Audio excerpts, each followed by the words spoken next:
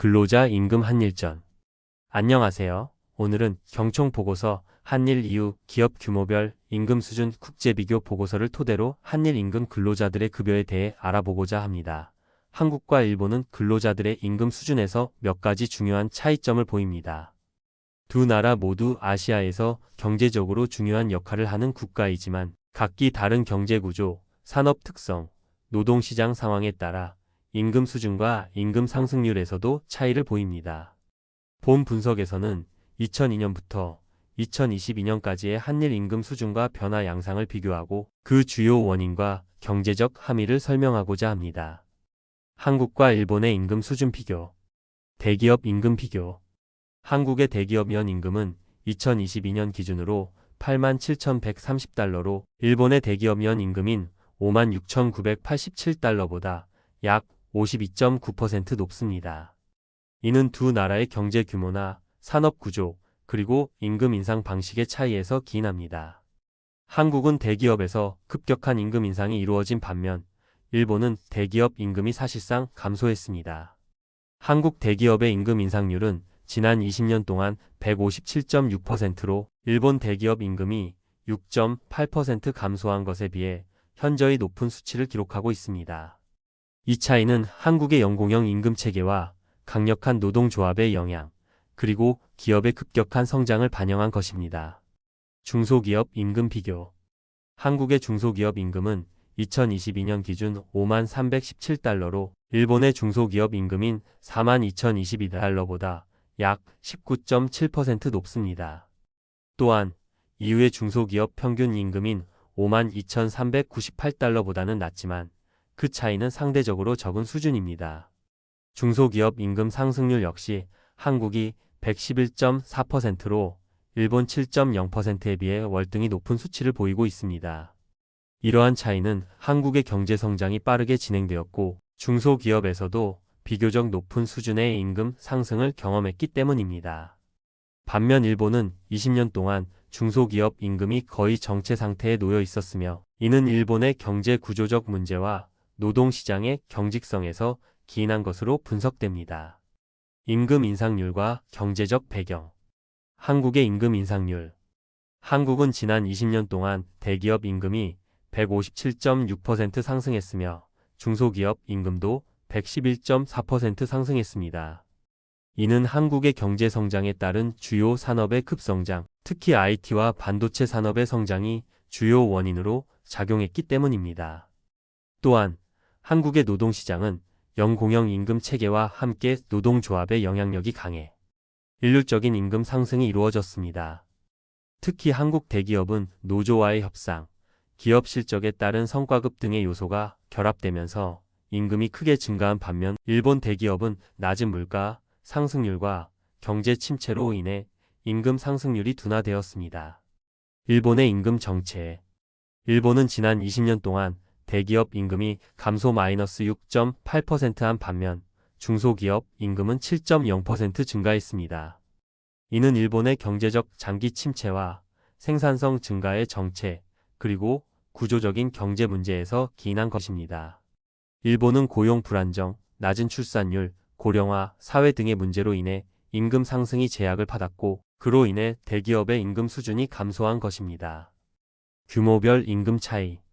한국의 대기업과 중소기업 임금 격차.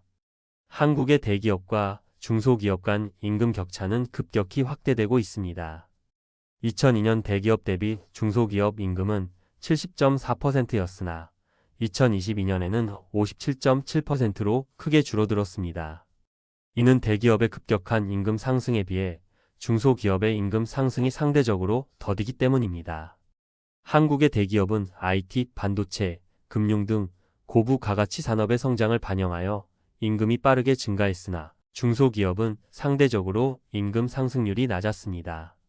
그로 인해 대기업에 비해 중소기업의 임금 수준은 계속해서 낮아졌고 이로 인해 대기업과 중소기업 간 임금 격차는 더욱 확대되었습니다. 일본의 대기업과 중소기업 임금 격차. 일본은 대기업 대비 중소기업의 임금 격차가 2002년 64.2%에서 2022년 73.7%로 줄어들었습니다. 이는 일본의 대기업 임금이 감소하고 중소기업 임금이 증가하는 경향을 나타냅니다. 일본은 대기업의 임금이 감소한 반면 중소기업은 상대적으로 높은 성장률을 기록했습니다. 이는 일본의 중소기업들이 일본 경제의 특성상 상대적으로 안정적인 고용을 제공하며 인재 유치 경쟁에서 유리한 고지를 차지한 결과로 해석될 수 있습니다. 한일 임금 격차의 원인, 경제 성장 및 산업 구조. 한국은 IT, 반도체, 전기전자 등 고부 가가치 산업이 급성장하면서 대기업 임금이 크게 증가한 반면 일본은 제조업 중심의 경제 구조가 오래 지속되면서 임금 상승이 제한되었습니다. 일본의 경제 침체와 생산성 증가의 정체는 대기업과 중소기업 임금 격차를 확대시킨 중요한 원인입니다. 노동시장 및 고용 구조. 한국은 노동조합의 영향력이 강하고 연공형 임금 체계가 확립되어 있어 임금 상승률이 빠른 반면 일본은 노동시장의 경직성과 고용 불안정, 그리고 고령화 사회로 인해 임금 상승률이 낮습니다. 일본은 근로자들의 생산성 증가가 뒷받침되지 않은 채로 임금 인상이 이루어지지 않았고 이로 인해 대기업의 임금이 감소하고 중소기업의 임금 상승이 제한되었습니다. 인구 구조와 경제 환경. 한국과 일본 모두 고령화 사회로 접어들고 있지만 일본의 고령화가 더 심각한 상황입니다. 일본은 출산율이 낮고 고령화가 빠르게 진행되면서 노동력 부족과 이에 따른 임금 상승 압박이 있었습니다. 반면 한국은 상대적으로 젊은 노동력이 많고 경제 성장이 빠르게 이루어지고 있어 임금 상승이 더 강하게 나타났습니다. 최종 아직까지는 한국의 승입니다. 한국과 일본의 임금 수준과 그 변화 양상에서 중요한 차이를 보였습니다. 한국은 대기업과 중소기업의 임금 격차가 급격히 확대되었고 대기업 임금은 급격히 상승한 반면 일본은 대기업의 임금 감소와 중소기업의 느린 임금 상승이 두드러졌습니다. 이로 인해 한국은 대기업 임금이 일본보다 월등히 높으며 일본의 중소기업 임금이 상대적으로 낮은 수준을 유지하고 있습니다. 경제성장, 산업구조, 노동시장, 고용구조, 인구구조 등 여러 요인들이 한일 임금 격차에 영향을 미쳤으며 이는 각국의 경제와 노동시장의 특성에 따라 다르게 나타났습니다. 한국의 급격한 임금 상승과 대기업 임금의 빠른 인상이 지속 가능하지 않다는 점에서 향후 임금 체계의 변화가 필요할 것입니다. 특히 일본은 고령화 문제를 해결하고 노동시장의 유연성을 높이는 방향으로 개선이 필요할 것입니다. 오늘 이야기는 여기까지입니다. 구독과 좋아요는 사랑입니다.